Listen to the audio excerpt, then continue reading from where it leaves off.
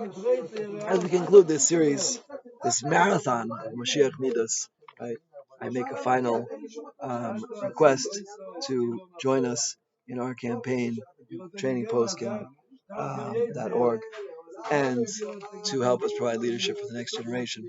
The final of the 90 Midas, right, is Ben. We say here that a child, Ben Enes Aviv, right? A child is not embarrassed in front of his father. The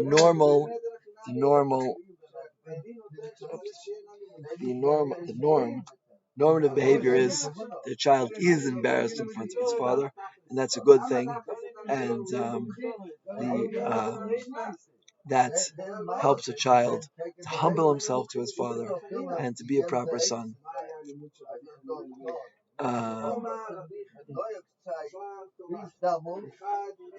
Right.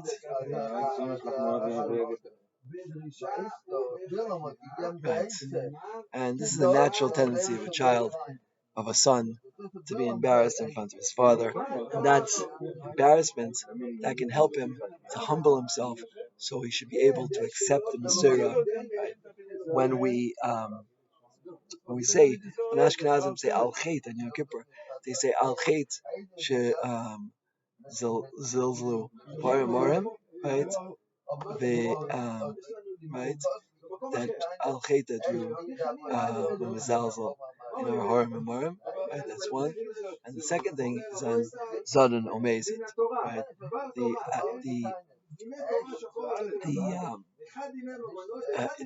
purposeful transgressions that we committed, and the reason, the connection between these two, between this pair, which I believe there's a connection in all of those pairs of transgressions, is that by zilzal in our parents, right? The way we can maintain the Masorah. How did the Masorah come from Har Sinai 3,000 years ago till today?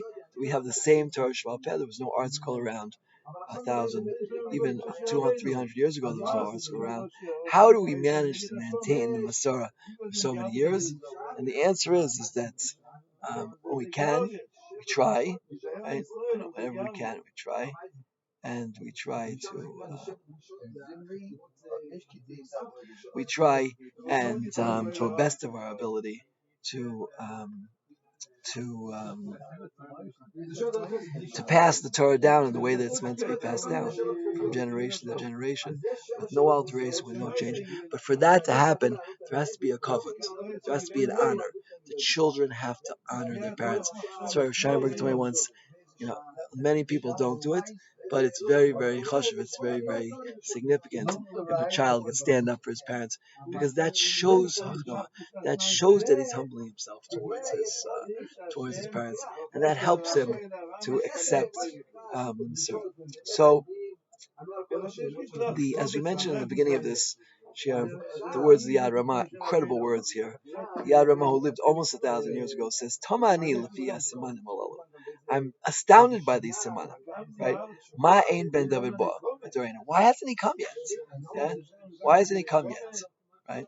And says the Das Chochma Musar, in Chelik Beis, he says, Chazal are revealing to us that Ikvasa Mashiach, the end of days, which we're in now, but Gemara Achron, Mara Es Ha'ayin Shebebriya, right? All of the destruction of the Bria. Shekakol Batal Umavutal Be'emes. Everything has no real strength. All strength, all physical, emotional, spiritual, psychological, mental things are completely batal umavutal, right? The only thing that really exists, right? Even Chachmas Sefer, even the writings and the wisdom of our elders, right, will be tisrach. Even Yerachet is disgusting, right? Even Yerachet can be disgusting. So, what do we see? We see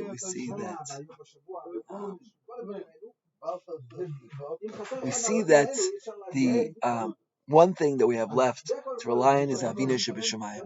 Avinu Eilan Elishan El Avinu Sheb'Shamayim. If we rely on Hashem, rely on His Torah, then we'll have what to really rely on. And this is the goal. This is the goal The goal is to rely on nothing after these 19 attributes have manifest themselves, and audacity is set in, yeah, and prices are sky high, and there's no honor anymore. Like Yokoyama, the prices are high, and there's no honor. And wine is a fortune, even though there's tons of grapes. Yeah, and the government is corrupt, and even though and there's no tochacha as a result, right?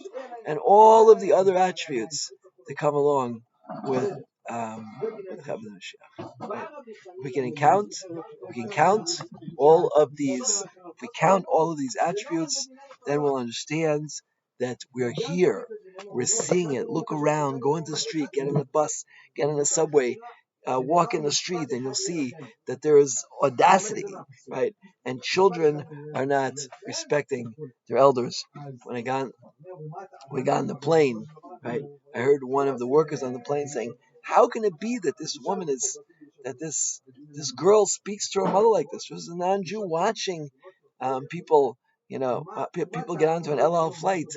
That the lack of respect that exists today between parents and children, between a mother-in-law and a daughter-in-law, right? In many areas, right? The leadership has been weakened, and all aspects of our life have been weakened by what's going on around us. So as I close this series of Shirim, I will close with one more request that consider one last-ish effort to donate on our website, trainingpostscam.org. And I wish everybody bracha v'atzlacha and siyata shmaya. Listen carefully to these shirim because they contain the great wisdom of Chazal. What Chazal said the end of days will look like. And as we said, the more deep that you understand it, the more depth and the more clarity you have in what it's going to be like, right? The more you'll be able to connect to the time and know what the true avoda is, right? The whole point of learning this mission is to get to the last line. And the last line is, when you realize that there's no government, there's no truth, and there's no sofer, no yitzchait, no nothing, no relationships, everything is weakened. At that point, then we realize there's only one thing to rely on, and that's Avinu Shemaim. Hashem should help us very quickly to rely totally on Him and nothing else.